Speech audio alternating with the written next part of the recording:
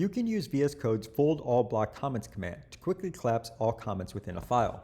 You'll notice that this TypeScript file, for example, is pretty documentation heavy, which can make getting a sense of these various types a little bit difficult.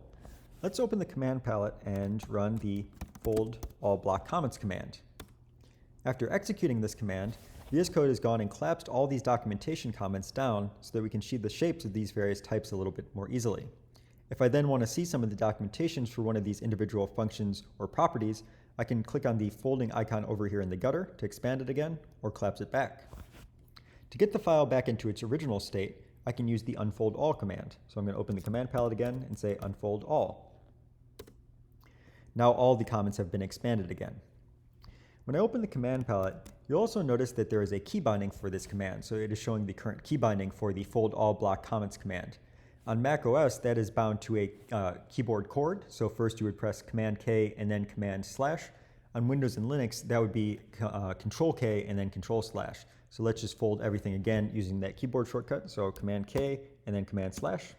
Now everything has been folded again here. So that is the fold all block comments command. It's a really useful way when you're dealing with some documentation heavy code and are more interested in seeing the underlying logic or the types involved.